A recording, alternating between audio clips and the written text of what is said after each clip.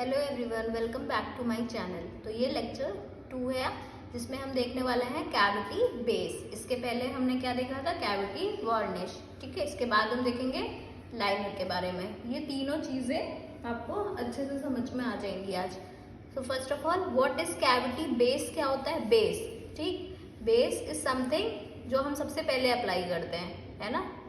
हर चीज का बेस होता है। तो suppose what is it is layer of insulating cement placed beneath a permanent restoration to protect pulpal tissue। layer of insulating cement, insulation का मतलब क्या होता है? जिसके थ्रू कोई भी चीज पास नहीं हो सकती, that is insulation। ठीक, जैसे कि इंसुलेटर्स होते हैं।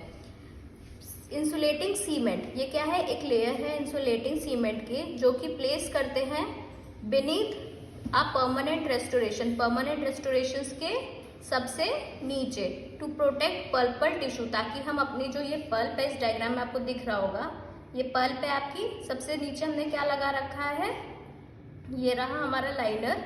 ठीक है, उसके ऊपर हमने लगा रखा है ये बेस। ठीक, लाइनर से आप उसको एक सीलेंट प्रोवाइड करा दोगे, उसके ऊपर लगाएंगे हम बेस। ठीक, टू प्रोटेक्ट पल्पल टिश्यू, इस टिश्यू को प्रोटेक्ट करने के लिए from the thermal and chemical injury. You know there are several types of injuries.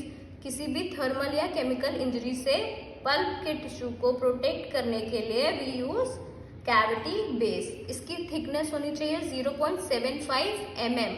ये बहुत इंपॉर्टेंट है, याद रखना एग्जाम पॉइंट ऑफ व्यू से। अब इसके यूजेस क्या क्या हैं?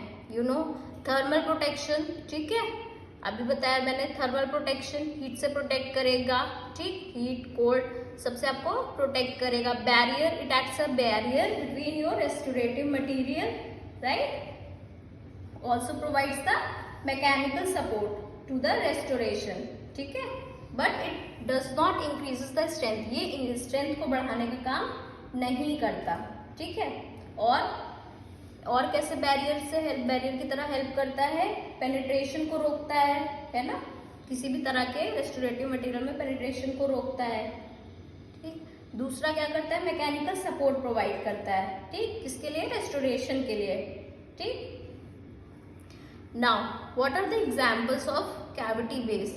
ये तो सबने नाम सुन रखे होंगे। जिंक ऑक्साइड, यूजिनॉल सबसे common, zinc phosphate, zinc polycarboxylate, 3 zinc वाले हैं। ठीक है, ऐसे लर्न करो आप। Then GIC most common, calcium hydroxide. ठीक है, तो ये 5 जो बेस है ये आपको लर्न होने चाहिए by heart. Okay, so this is all about cavity base. अब हम नेक्स्ट लेक्चर में देखेंगे व्हाट इज कैविटी लाइनर। ठीक है, सो ये हमारा सेकेंड लेक्चर था, इसके बाद आएगा what is liner. Okay, thank you so much. Please do subscribe my channel.